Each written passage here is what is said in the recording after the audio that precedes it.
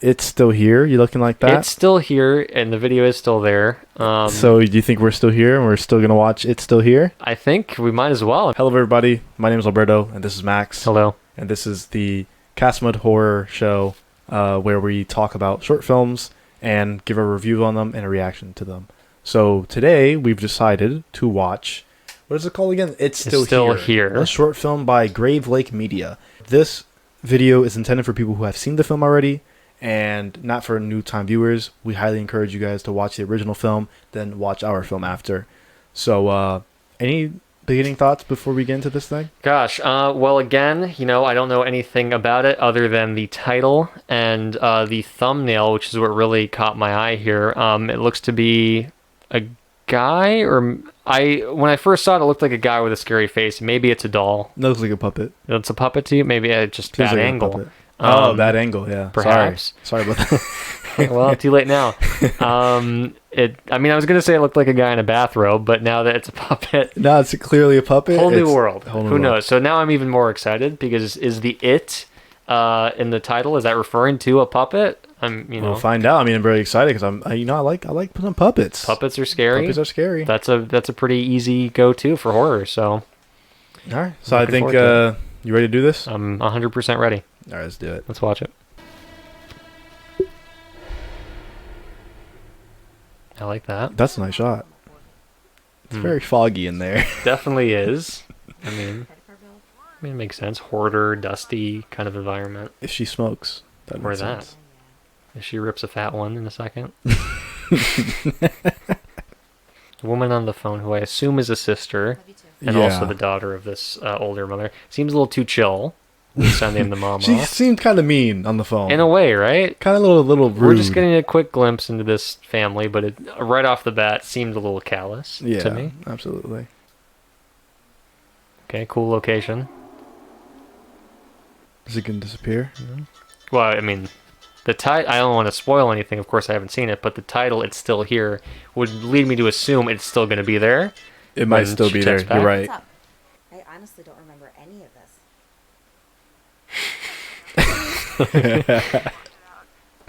It's something about the deliveries. It's not just seeming like, oh, it's sort of a forgotten childhood thing. It's just seeming like an issue mentally. Like, I don't remember. I will say, for me, that sounded creepy. Just the backstory here? But yeah, it sounded creepy, but I don't know if it's because, like you said, is it the delivery or... I'm confused. Possibly sort of dream-like, doesn't seem right, No, that doesn't look right, Who's that? And see, that's one of those things, that absolutely is a deal breaker when it comes to short horror films. That's unfortunate that happened, because Yeah. I was really on board. I was warming up to it, definitely. And is it still there? Still And there. which delivers on the promise of the premise. Again, this is one of those things where I'm sure it's just like, oh, great location. Let's do something here. I'm loving this thing of having to move the boards. That's really cool. That is really neat. They probably don't have the budget for it, but I really wanted to see like a leg fall through there or something. Like she goes like, Oh, this right. is a spot. Yeah. Hopefully we'll get that. Yeah, but you never know. Or maybe that could happen with the puppet. That's Mm. that's kind of cool. It was just that close-up that took me out a little bit.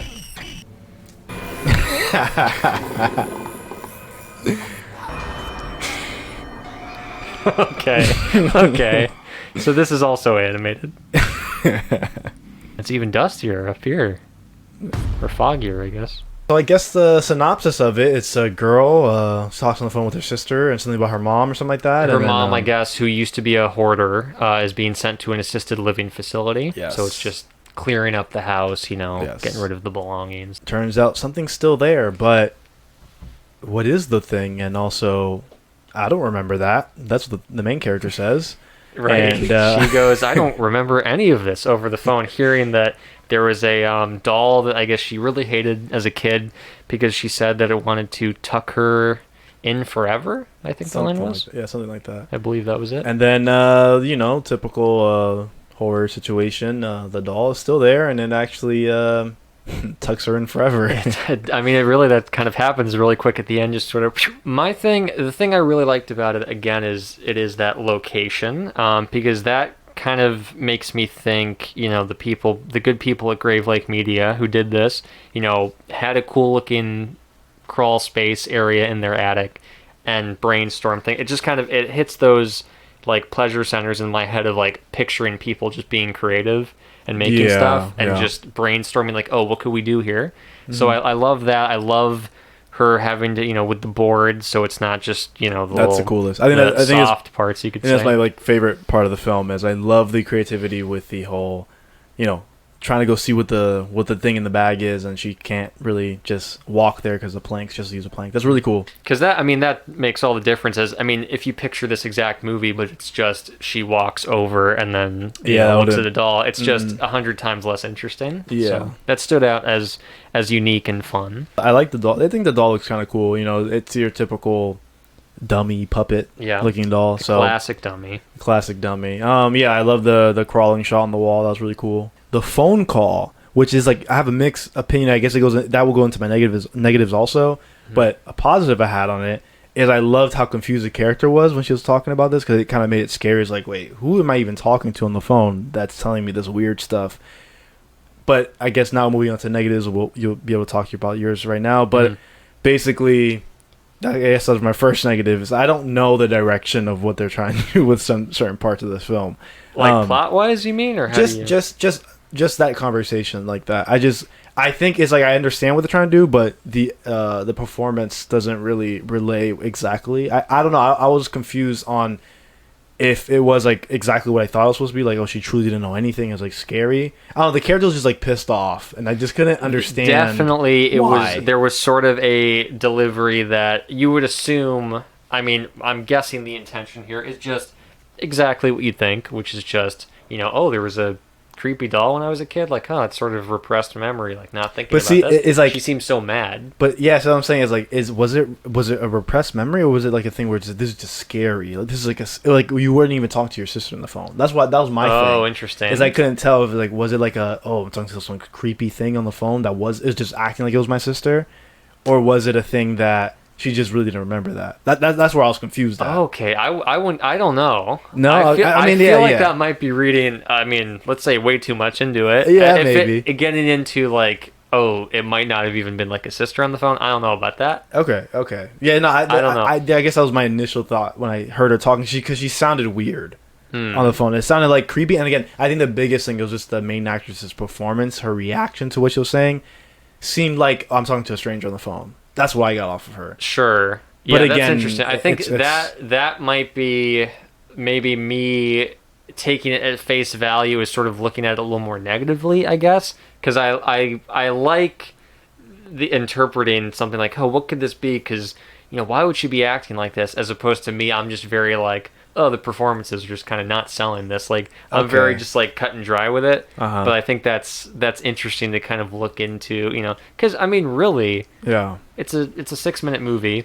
You can read into it what you want. It's not gonna, it's not like destroying the story or anything. Yeah, no, I don't think so.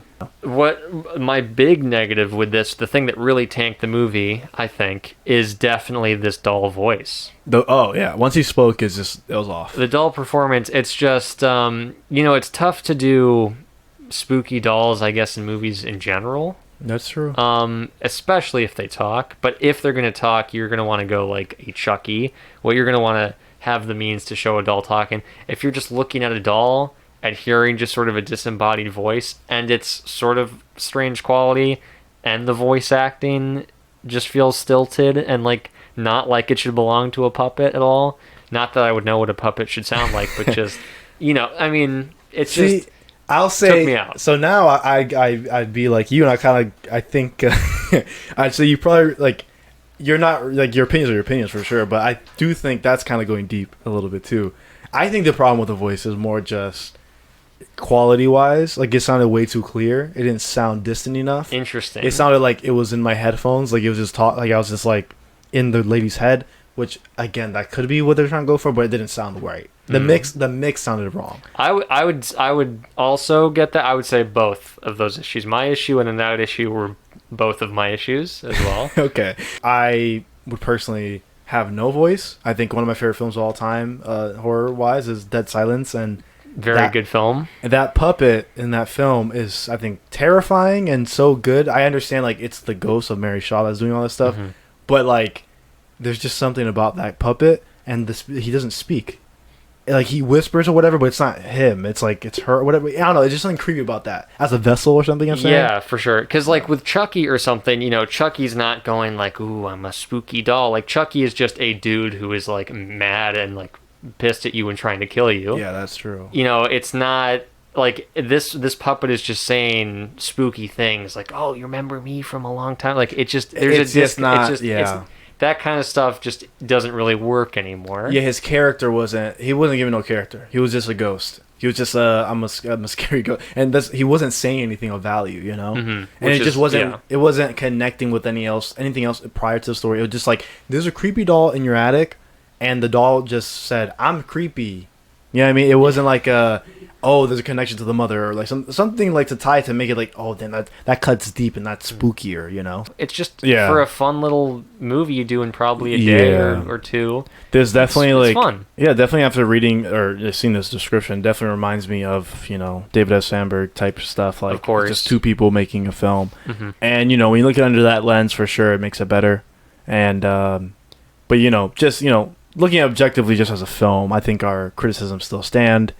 But yeah, definitely as a fun little thing to do, and just have like your friend or whatever like do some voices, that could probably explain why the voice acting was a little bit off on the puppet. Perhaps. And maybe explain probably why the connection of the character of the sister and the main character didn't connect well, because it really wasn't really ventured deeply in, because it's like, this was just let's make a film real quick. If I was still here rating this, I would give it 6 boards out of 10. I would say. So that, what is that? That's 3. These are sets, right? They're sets. Did I say that? I mean, I don't know what your analogy was, but in that case, I don't remember either. In that case, I'd give it 3 sets of boards out of 10. Yeah, you know what? I'd give it 2 sets of boards, so that's 4 planks. 4 planks out of 10. 2 sets out of 10. Okay, I think the confusion might be because now we're rating how many sets out of 10 and how many boards on their own out of 10. So we have 2 different, and you know what? That's okay. That's okay, because that's fine. We're in quarantine. We're in quarantine. You're wearing a mask. I'm wearing a mask. You know, we're safe. So I guess we'll wrap it up there. Grave Lake Media's It's Still Here horror short film was pretty cool. Cool. Hope you guys check it out. The link is in the bio. Thank you guys so much for watching. If you guys like this video, make sure you give it a like. If you guys aren't subscribed yet, make sure you subscribe. We'll be dropping a lot more short film reviews, product reviews, and everything horror reviews on our channel. Thank you guys so much for watching. Catch you guys on the next one. See ya.